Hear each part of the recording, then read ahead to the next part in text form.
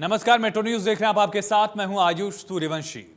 फरीदाबाद में कोरोना के 2 नए केस मिले हैं। कोरोना के 5 मरीज रिकवर भी हुए। इसी से जुड़ी बड़ी खबर है। फरीदाबाद जिले में कोरोना के 2 नए केस मिले हैं, 5 मरीज रिकवर हुए। बड़ी और अहम जानकारी फरीदाबाद कोविड अपडेट से आपको रूबरू कराएं। जिले में 99% रिकवरी रेट है। किसी मरीज की मौत की खबर नहीं आई। तो कोरोना पर काफी हद तक फरीदाबाद में काबू पा लिया गया है। नए केसेस भी 9 के बराबर डेली रिपोर्ट किए जा रहे हैं। कोई मौत नहीं हुई। तीसरी वेव को लेकर भी स्वास्थ्य विभाग फरीदाबाद में अलर्ट है। बड़ी और अहम खबर, फरीदाबाद में कोविड के 2 नए केस मिले, जबकि 5 लोग रिकवर हुए हैं। किसी की मौत दर्ज नहीं की गई। रिकवरी रेट 99.26% है। करीब 9.5% की करीब रिकवरी रेट बढ़ती हुई और 9 के बराबर अब मामले सामने आ रहे हैं। बेहतर पहलू यह है कि तीसरी वेव को लेकर भी स्वास्थ्य महकमा अलर्ट है। हरियाणा में स्मार्ट सिटी के रूप में पहचान बना चुके फरीदाबाद जिले में भी महंगाई ने सभी रिकॉर्ड तोड़ दिए हैं। खाने पीने की चीजों से लेकर पेट्रोलियम पदार्थ और तमाम महंगाई का जो असर है वो लोगों की जेब पर पड़ता हुआ दिख रहा है। हमारे संवाददाता देवेंद्र कौशिक की महंगाई पर यह रिपोर्ट देखिए। पेट्रोल और डीजल के बढ़ते दामों की वजह से आम आदमी महंगाई की मार झेल रहा है और न केवल पेट्रोल डीजल के बल्कि खाद्यान्न पर भी जिस तरह से महंगाई बढ़ रही है, लोगों की मुश्किलात भी उसी हिसाब से बढ़ रही हैं। और फिलहाल हम अगर पेट्रोल डीजल की बात करें तो फरीदाबाद के सेक्टर 12 एक पेट्रोल पंप पर हैं, जहां हम आपको दिखा देते हैं कि पेट्रोल और डीजल के जो रेट हैं वो कहाँ किस स्तर पर पहुंच चुके हैं। अगर देखिए, मैं पेट्रोल की अगर बात करूं तो ये पेट्रोल का मीटर है। इस पे आप साफ तौर से देख सकते हैं कि ये जो आप देख रहे हैं 98.85 ये आज का दाम है पेट्रोल का। आप समझ सकते हैं कि 100 के करीब, 100 का जो आंकड़ा है उसको छूने वाला है पेट्रोल। रोजाना इसके दाम में बढ़ोतरी देखी जा रही है पिछले लगातार काफ़ी दिनों से। अगर डीजल की भी बात करें तो फरीदाबाद में फ़िलहाल डीजल के दामों में भी लगातार बढ़ोतरी देखी जा रही है और 90 रुपये 74 पैसे का आज का दाम डीजल का है। तो आप समझ सकते हैं कि किस तरह से जो महंगाई है पेट्रोल डीजल के लगातार बढ़ते दामों की वजह से बढ़ रहे हैं। और अगर बात करें तो देखिए, कुछ लोगों से बात करने की कोशिश करेंगे। लगातार जो पेट्रोल डीजल के दाम बढ़ रहे हैं उनको लेकर क्या कहेंगे, जिस तरह से रोजाना बढ़ोतरी देखी जा रही है पेट्रोल में और डीजल में? कुछ नहीं सर, पहले जो मेरा 500 का या 510 का जो पेट्रोल था वो 6 लीटर से ऊपर आता था। तो अभी जो पेट्रोल है वो 5 लीटर है।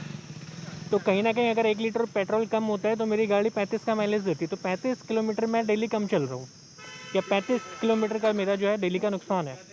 तो आप कह सकते हैं कि काफ़ी नुकसान है इसमें, हम जैसे बाइक वगैरह वालों के लिए। कितना मुश्किलात है, चूँकि बाइकर्स हैं आप, क्योंकि और बाकी चीज़ों पर भी लगातार महंगाई बढ़ रही है तो मुश्किलात हालात में हैं।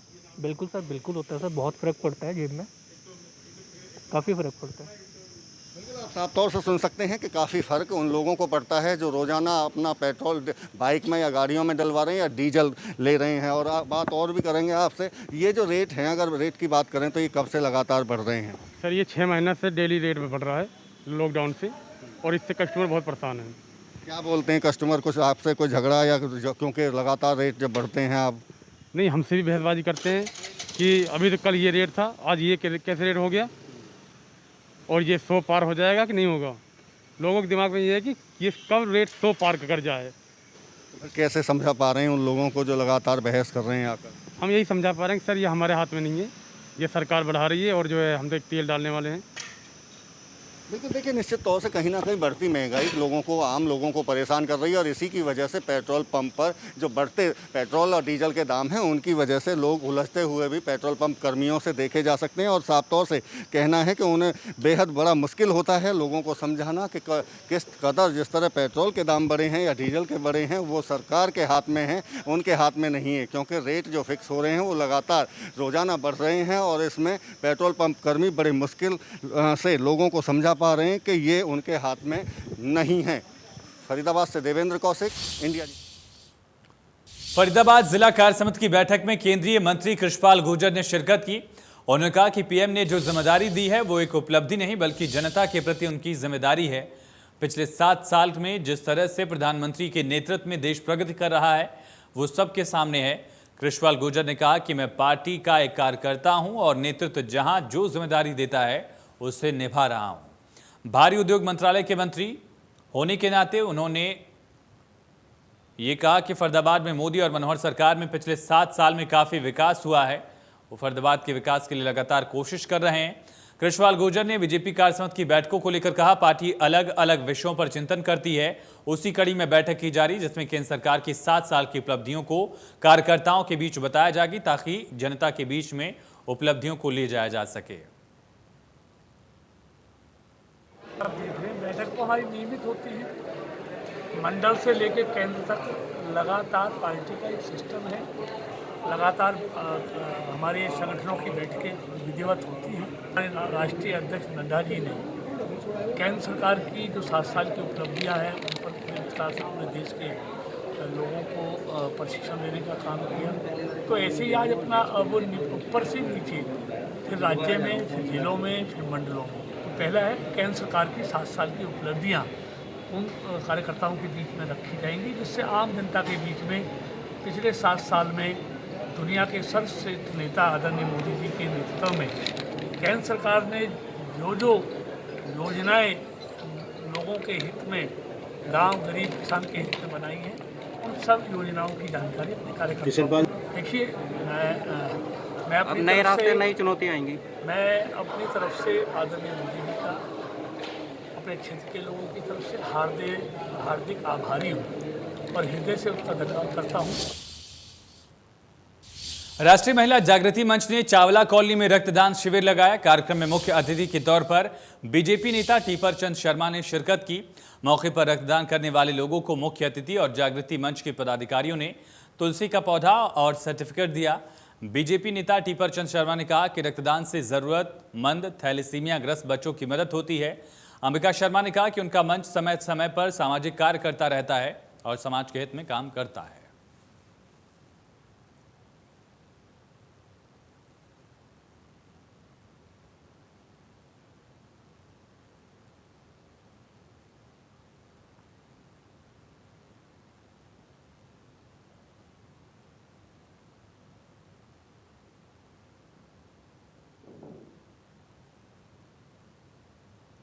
तो चावला कॉलोनी में रक्तदान शिविर लगाया गया और इस मौके पर समाज सेवा से जुड़े लोग भी पहुंचे। जागृति मंच की तरफ से ये रक्तदान शिविर लगाया गया था ताकि थैलेसीमिया से जो बच्चे पीड़ित हैं उनकी मदद की जा सके और लोगों को रक्तदान के बारे में जागरूक भी किया गया। रक्तदान करने पहुंचे लोगों को सर्टिफिकेट देकर और साथ साथ तुलसी का पौधा देकर सम्मानित किया गया और इस मौके पर लोगों को आगे आकर रक्तदान करने के लिए जागरूक भी किया गया ताकि लोग आगे आएँ और थैलेसीमिया से जो बच्चे पीड़ित हैं, जिन्हें ब्लड की ज़रूरत होती है, ऐसे लोगों की मदद की जा सके। बल्लभगढ़ के चावला कॉलोनी में रक्तदान शिविर ये लगाया गया था जागृति मंच की तरफ से, जहां पर तमाम लोग पहुंचे और उन्होंने रक्तदान करके अपना फ़र्ज़ निभाया, अपनी जिम्मेदारी निभाई। लोगों को भी जागरूक किया गया है। टीपर चंद शर्मा ने भी लोगों को जागरूक किया। आज बल्लभगढ़ के अंदर राष्ट्रीय महिला समिति, जिसकी राष्ट्रीय अध्यक्ष है हमारी अंबिका शर्मा जी, हमारे जिले के अध्यक्ष हैं नीलम चौधरी जी, अंजू गुप्ता जी और मेरी बहन मीना भाटी जी और सुनीता गुप्ता, सबको मैं बहुत बहुत बधाई देता हूँ। ऐसे कोरोना काल टाइम में बहनों ने सबने मिलके एक बहुत अच्छा आयोजन किया है और ऐसे ही हमारे शहर में ऐसे कैंप लगते रहें ताकि कोरोना जैसी बीमारी में तो बहनों को, भाइयों को इसका बहुत लाभ मिले, करोड़ों जिंदगी बचे। तो बहुत बधाई देता हूँ मीना जी को। जब भी कोई ऐसी परेशानी होती है देश में, ऐसे मंच इस तरह के जो हमारी NGO हैं वो काम करती है और अपना अंबिका जी ने तो पहले भी कई बार कैंप किए हैं। रक्तदान शिविर हमारे संगठन राष्ट्रीय महिला जागृति मंच द्वारा लगाया गया है। बल्लभगढ़ के चावला कॉलोनी में शिव मंदिर है, बहुत बड़ा मंदिर है। इसमें रक्तदान शिविर का आयोजन किया गया है। एक्चुअली कोविड में रक्त की बहुत ज़्यादा कमी हो गई है। थैलेसीमिया ग्रस्त जो बच्चे हैं उनको हर महीने ब्लड चढ़ाया जाता है और कोविड की वजह से बहुत ज़्यादा रक्त की कमी महसूस हो रही है। तो जगह जगह हम लोग रक्तदान शिविर लगा रहे हैं और आज भी हमने इस कोशिश की है। फरीदाबाद सेक्शन में ट्रेनों से सफर करना यात्रियों के लिए अब सुरक्षित नहीं रहा। बदमाश रेलवे स्टेशन से यात्रियों का सामान छीनकर और चोरी कर आसानी से फरार हो जाते हैं। पिछले 10 दिनों में चोरी की 6 से ज्यादा घटनाएं यहां पर सामने आ चुकी हैं। FIR हालांकि दर्ज की गई। अब रेलवे सिर्फ चुनिंदा ट्रेनें ही यहां पर चला पा रहा है और ऐसे में चुनिंदा ट्रेनों की सुरक्षा भी सुनिश्चित नहीं हो पाने से लोगों को दिक्कत हो रही है, लोग परेशान हो रहे हैं चोरी की घटनाओं से।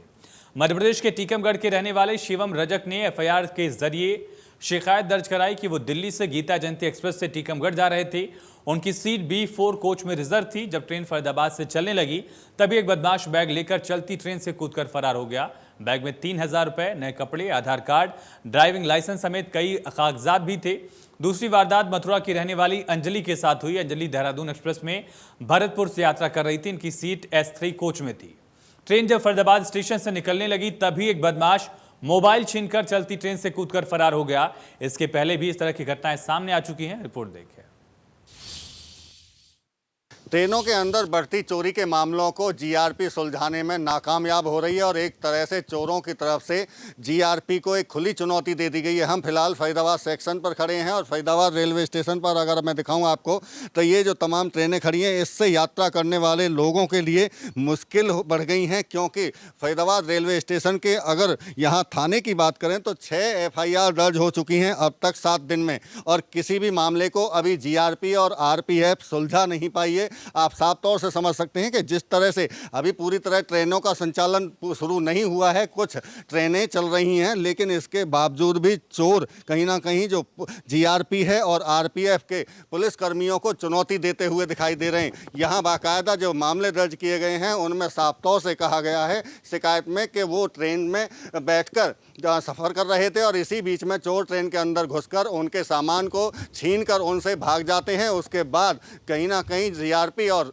RPF की तरफ से सुरक्षा व्यवस्था पर सवाल भी खड़े हो रहे हैं, क्योंकि ट्रेनों की जिस तरह से अभी रफ्तार पूरी तरह से नहीं पकड़ी है, ट्रेनों ने पूरी ट्रेनें नहीं चल रही हैं, उसके बावजूद में सुरक्षा की दृष्टि से अगर देखा जाए तो यात्री पूरी तरह से सफ़र सुरक्षित नहीं कर पा रहे हैं। और ऐसे में 6 FIR दर्ज होना, वो भी 6 दिन के अंदर, कहीं ना कहीं एक बड़ी चुनौती जीआरपी और RPF के अधिकारियों और पुलिस कर्मियों पर है कि आखिर ट्रेनों में सफ़र करने वाले यात्री सुरक्षित क्यों नहीं हैं।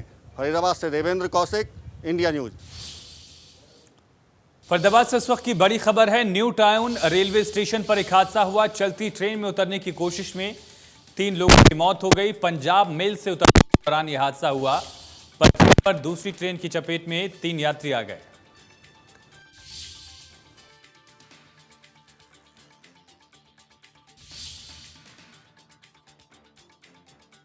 इन शवों का पोस्टमार्टम कराया। न्यू टाउन रेलवे स्टेशन पर यह हादसा हुआ। चलती ट्रेन से भांजी के साथ उतरने का प्रयास कर रहे मामा भांजी समेत 3 लोगों की त्रिवेंद्रम सेंट्रल एक्सप्रेस की चपेट में आने से मौत हो गई।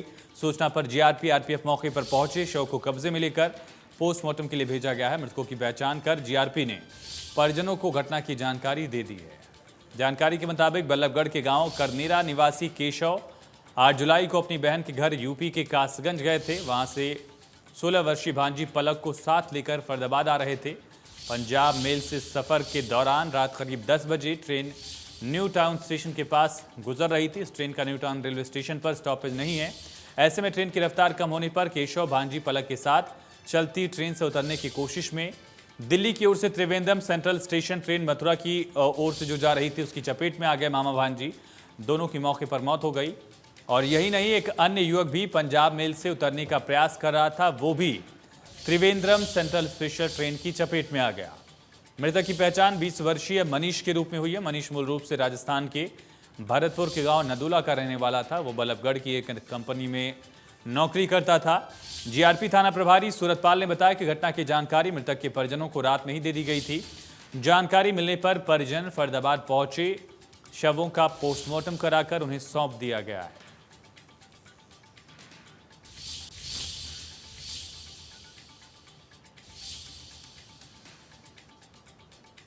तो 3 लोगों की जान चली गई। फरीदाबाद न्यू टाउन स्टेशन पर चलती ट्रेन में उतरने की कोशिश में 3 लोग चपेट में आए।